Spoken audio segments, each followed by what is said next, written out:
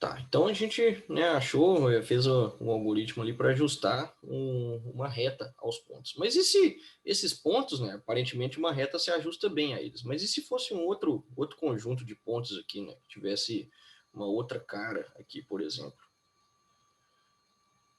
Aqui poderia ser o caso que uma parábola se ajustasse melhor, né? Então, seria, né, uma função assim, possivelmente, né?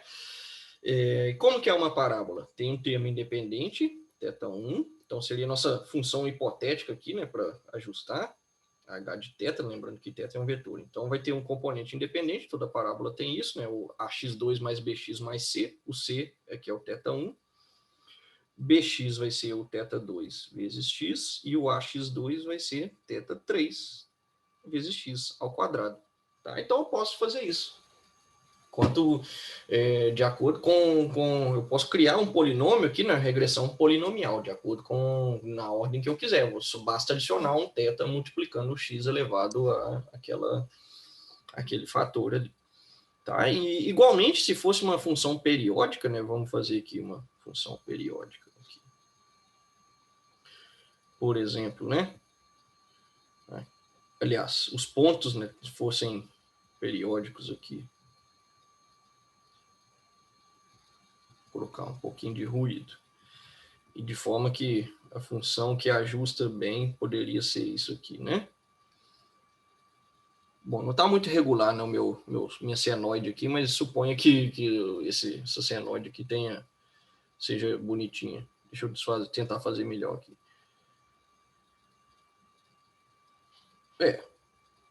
Enfim, suponha que seja uma senoide verdadeira, legítima. Aí, nesse caso, né, a minha função de θ poderia ser, né, o termo independente ali, o intercepto, mais θ2 vezes seno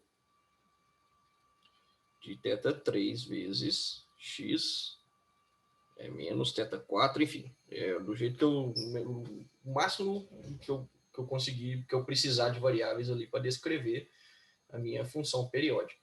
Da mesma forma, se precisasse, né, se o ajuste fosse exponencial, aí eu faria essa adaptação também. Tá? Então, e aí o que tem? O que a gente muda aqui é a quantidade de parâmetros para otimizar. Né? Então, eu tinha 2 parâmetros na regressão linear. Aqui, para a regressão quadrática, eu tenho 3 parâmetros. Se eu tivesse outros polinômios, teria mais parâmetros. Enfim, o algoritmo é o mesmo, tá? A gente acha o gradiente, né, do erro médio quadrático é o mesmo, né? O que muda, aliás, o gradiente vai mudar de acordo com a função aqui, né, do h. Então, para calcular a regressão quadrática, teria que ter fazer a derivada de h, que não é difícil, né? Basta separar os termos aqui e essa derivada do seno, aí faria, né, a derivada do h na fórmula do erro médio quadrático. Pronto, esse vai ser isso é otimização baseada em gradiente. E isso aqui, né, esse ajuste de curva, é exatamente o que a gente faz em aprendizado de máquina. Tá? A gente tem um conjunto de pontos ali com várias dimensões, né, que são um conjunto de dados, por exemplo. Por exemplo, tá? Vamos colocar um exemplo. Exemplo, otimização. Exemplo, aplicação. Aplicação. Por exemplo, a aplicação predição de preço de imóveis. Então, eu tenho uma lista de imóveis lá, uma tabela, né? O corretor ali vai ter o corretor de imóveis vai ter um Excel, por exemplo, que para cada imóvel 1, por exemplo, vai ter os atributos dele lá, quantos metros quadrados, quantos quartos, quantos banheiros, garagem, se tem garagem ou não, né? E etc. Tá? Então vai ter um imóvelzinho lá, imóvel 1, imóvel 2, etc. Então, olha só, esses imóveis aqui são nossos pontos, né? x1 até xn, imóvel n. E aqui, né, vai ser uma regressão, digamos, linear, né, com com todos esses parâmetros aqui, com os tetas, né, multiplicando todos os atributos dos imóveis, né? Então, a minha função que vai ajustar o preço ali, e a minha função H, que vai aproximar o preço, vai ser um θ1 independente mais θ2 vezes a metragem, né? Eu vou colocar metros aqui. H, lembrando, né, que é H de um imóvel. Metros daquele imóvel, mais θ3 vezes quartos daquele imóvel, mais θ4 vezes o número de banheiros, ou a área dos banheiros, né? Enfim, qualquer número que seja relevante aqui. Banheiros daquele imóvel, mais aí o θ, quantos θs forem necessários ali para a quantidade de parâmetros.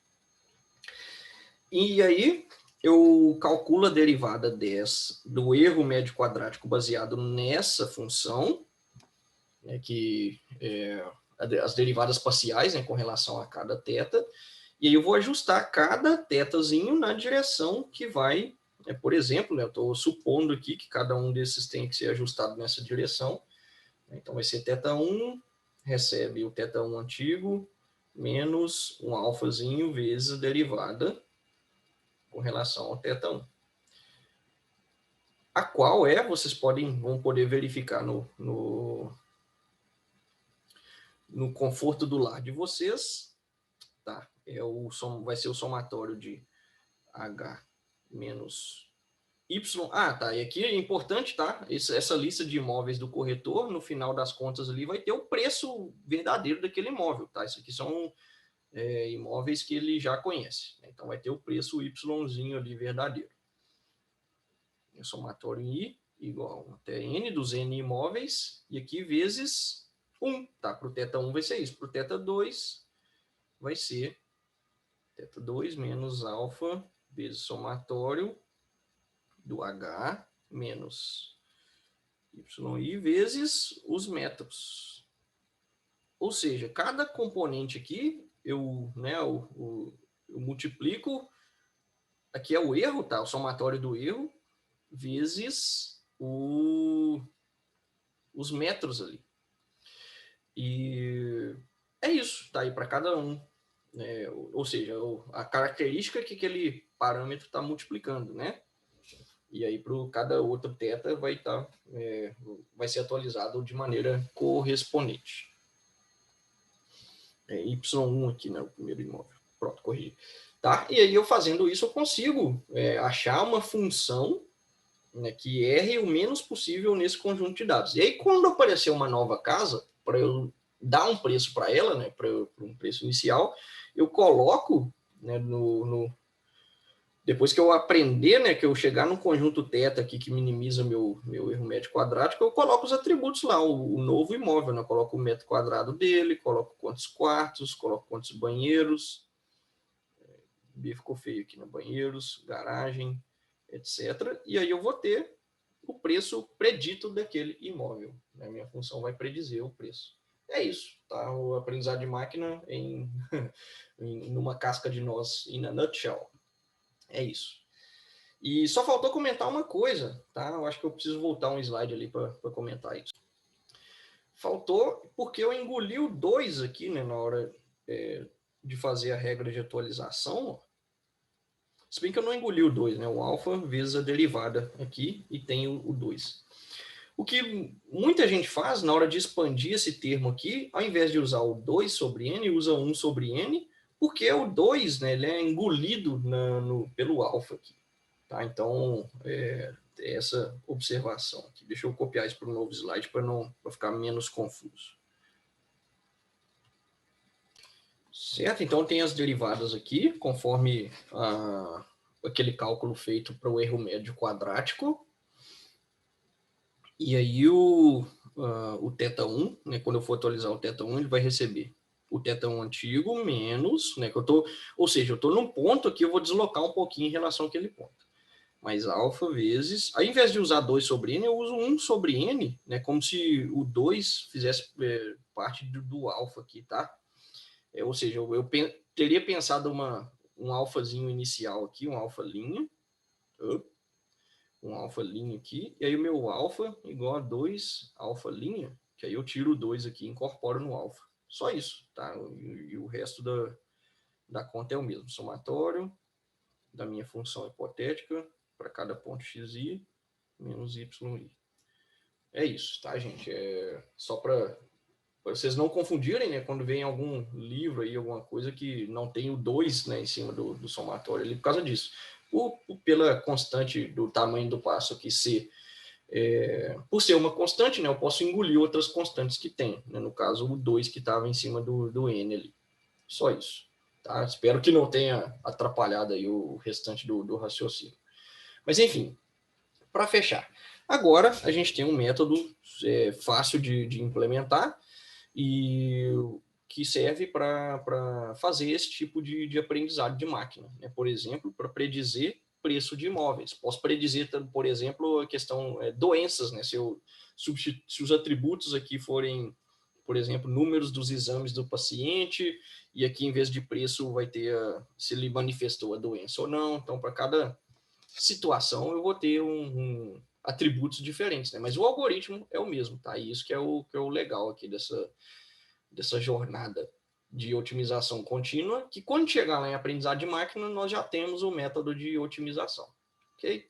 Então, a gente ainda vai chegar lá, né, em aprendizado de máquina, mas esse método de otimização é para esse tipo de problema.